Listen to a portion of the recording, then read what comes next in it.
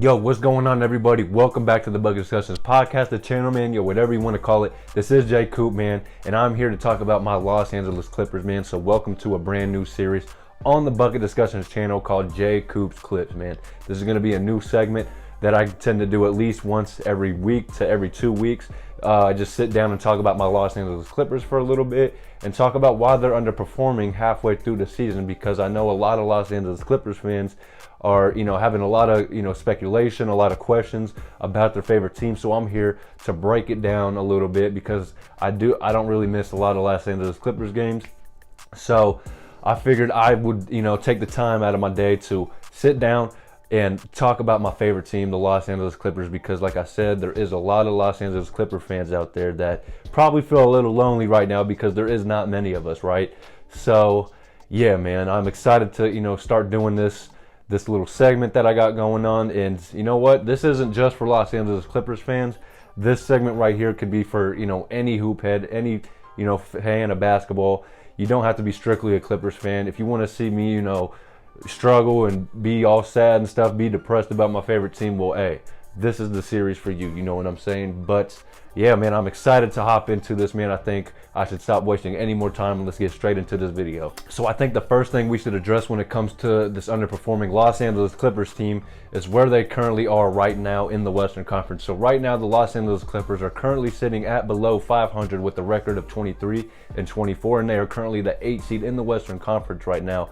And keep in mind, this team was projected to, represent the Western Conference for a lot of people. So the fact that they are currently 8th seed in the Western Conference halfway through the season while being below 500 is just not ideal, especially for a fan like myself. I'm really not too pleased about what's been going on.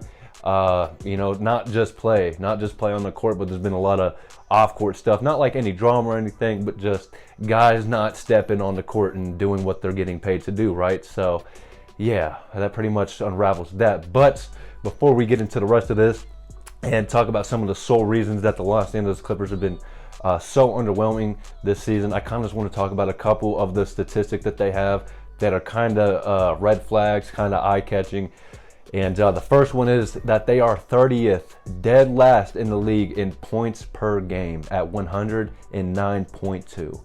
And for a team that's projected to go all the way to win a championship and represent the Western Conference, this is just not ideal. This isn't acceptable at all, if we're being completely honest. If you're 30th, and I know Paul George and Kawhi Leonard have been in and out of the lineup, and Marcus Morris has been dealing with injuries here and there. Norman Powell was missing time due to a groin. It's just, I don't want to hear all these excuses. This is why this team was supposed to be this deep, was so for, when PG and Kawhi missed time, that we could, recollect ourselves while those guys are dealing with whatever fucking injuries they're dealing with, and we can, continue to build what we've got going on throughout the regular season. But that has obviously not been the case with this Los Angeles Clippers team. You know what I'm saying? So it's been really, really, underwhelming. It's been really, really just not fun to watch. I'll just say that as a Los Angeles Clippers fan that's been a Clippers fan for about at least 10 to 12 years, I have to say this is probably one of my least favorite teams to watch.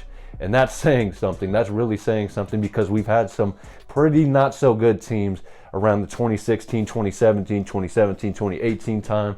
You know what I'm saying? So for you guys being one of the worst teams that I've seen, at least in my fanism, or if that's even a word, as long as I've been a Clippers fan, this has been one of the worst teams that I've watched. You know what I'm saying? And it's not pretty. You know what I'm saying? It's not pretty. But yeah, the fact that they're 30th in the offensive rating is just, it's unacceptable. It's unacceptable because this team has too much talent to be dead last in scoring in the NBA. You get what I'm saying? So yeah.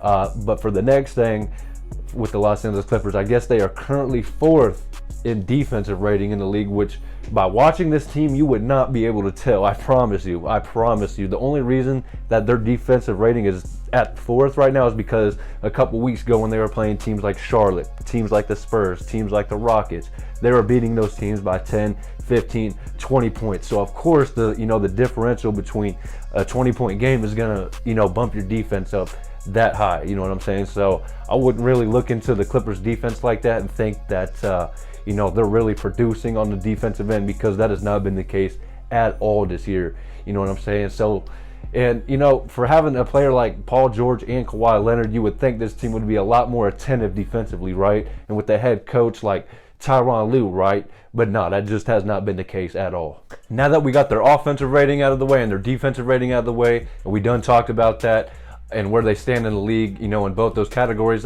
the next two things I want to talk about, the first thing being why this team has been underachieving and why this team has just not looked like the team that we, you know, expected them to look like, right? And the next thing after that is going to be, is there anything this team can do to flip their season around? Because like I said, as of halfway through the season, they are below 500, one game below 500, so it isn't the end of the world. But if you're a championship contender, you don't want to be below 500 at all through the season, unless it's the first game of the year and you somehow lose it. You know what I'm saying? That's not a big deal.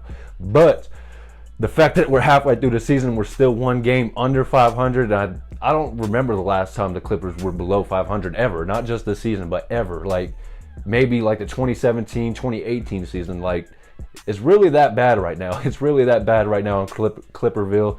So yeah, but the first thing I want to go ahead and talk about is why this team has been underachieving, in my personal opinion, and, you know, just why they've looked so terrible. So the first thing being is Tyronn Lue's 3-guard lineup. Now, as a lot of you guys know, the Clippers, before the season started, were known for having so much depth, especially at the wing position, right? You have Robert Covington, you have Nicholas Batum, you have Paul George, you have Kawhi Leonard, you have Marcus Morris. And, you know, what's crazy about that is we have not seen many of those guys play together. I mean, Kawhi Leonard and Paul George, those guys have been in and out of the lineup all year since the first game of the year. Most of you guys remember that first game of the year, Lakers versus Clippers. Kawhi Leonard was supposed to start, you know, the season in full form, right? He was supposed to start the season in full form. He came off the bench on a minute restriction in his first game of the season. So right there was just a red flag that this season was not going to be the way that, you know, some of us Los Angeles Clippers fans expected it to be, right? And honestly, it really kind of irks me. That's the part that irks me the most, but I'm going to try to keep my cool right now. We're going to try to get through the rest of the reasons that I think this team has been underwhelming. Like I said, this 3-guard lineup that Tyronn Lue for some reason thinks is smart when we're in a league where it's about size, speed, and skill. But yet Tyronn Lue is running Reggie Jackson. Yes, Reggie Jackson with John Wall and goddamn Luke Kennard. 3 guys that are liabilities defensively are on the court at the same exact time. Like, tell me in any basketball coach's mind how that is a good idea. You know what I'm saying? And what's crazier about it is we've given Tyronn Lue props for being such a, you know, adjustable coach in the past. And the fact that this man has been running with a 3-guard lineup, and the fact that Robert Covington, one of our best players that you would think would be one of our best players, has gotten so many DNPs this season. It's really ridiculous. It's so aggravating, dude. And, you know, I'm someone that, you know, advocates for Ty Lue. I love Ty Lue. But this season, he has not been a good coach. He has not been a good coach at all. And like I said earlier, Kawhi Leonard and Paul George have been in and out of the lineup. That's understandable. That's okay. I'm trying to give Tyronn Lue a little leeway because the main 2 guys that are getting paid $40 million a year to hoop aren't hooping. So it's like, what is he supposed to do? You know what I'm saying? We got fucking Nicholas Batum starting, and it's like this dude's the oldest guy on the team starting. And keep in mind, he's only missed like 2 games the whole season, while Kawhi Leonard, who's 31-32, Paul George, who's 31-32, have been missing game after game. And it's really, really aggravating, you know what I'm saying? So I feel like that's honestly the biggest problem with the Clippers right now is, number 1, continuity. That's been their biggest problem since year 1 with this team, because these fucking clowns can't start. They can't play. They can't play, dude, and it's really aggravating, you know what I'm saying? I believe that the Los Angeles Clippers duo, the 2-1-3 duo, Paul George and Kawhi, have only played 35% of the games that they have had since being with the Los Angeles Clippers. I think that just speaks for the rest. So, number 1 is continuity. That's one of the biggest reasons. And the second is the rotations. There's no way in goddamn hell Reggie Jackson, Luke Kennard, and John Wall should be on the court at the same time. Like, what?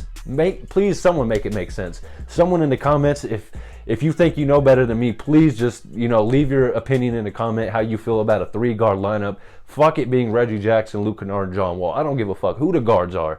There's no way we should be running 3 point guards or 3 guards in general, since Luke Kennard is shooting, or 3 guards at one time when since we're known for Wingstop. That's what everyone was calling the Clippers before the season started, was Wingstop.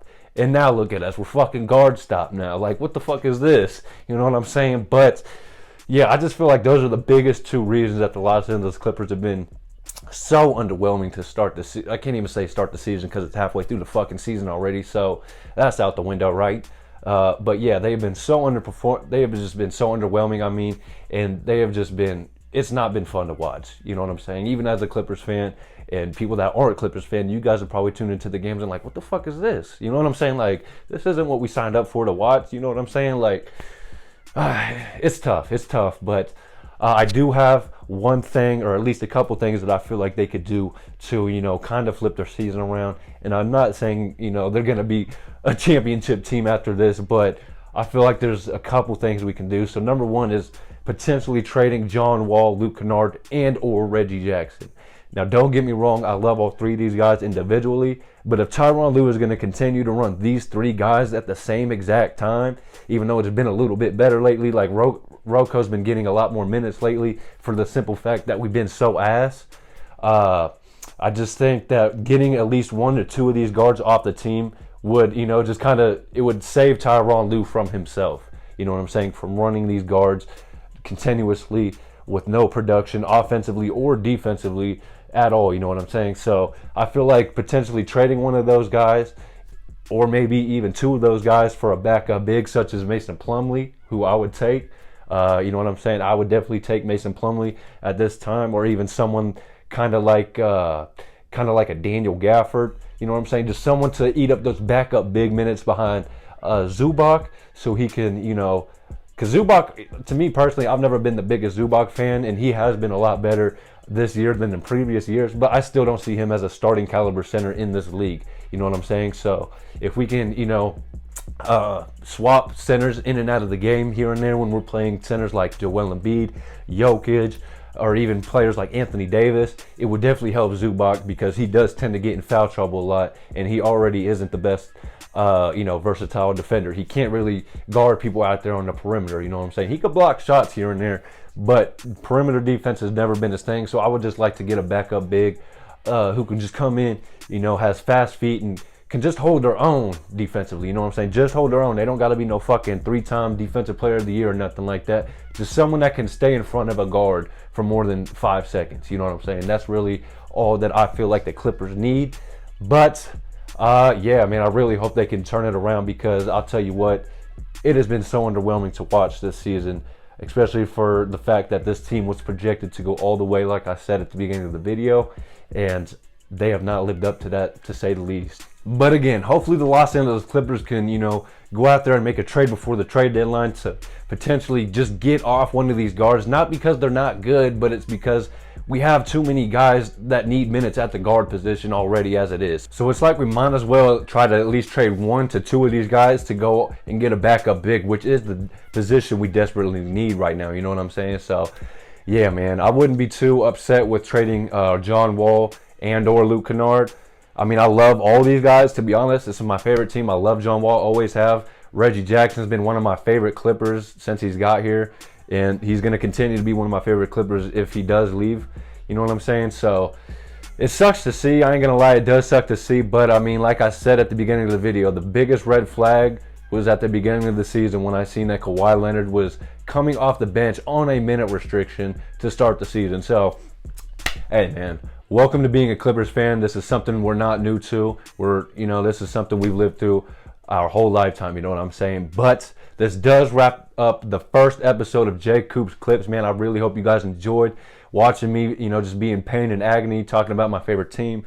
So, man, shit. I hope my Clippers fans can relate. And, yeah, man, I appreciate you guys tuning in. And until next time, man, keep bucket discussing. And, hey, we out. In the jungle like I'm Conan, count up with both hands. Switch the flow like it was broken. I'm on the road, man, making plays just like DeRozan. I shoot my shot, and that shit wetter than the ocean. I brag a lot, but with the wind and come the boasting. I made a lot from them apartments that I sold, and he didn't make it up to college. So them streets where he enrolled in. I know I'm a scholar from the moments that I was exposed in.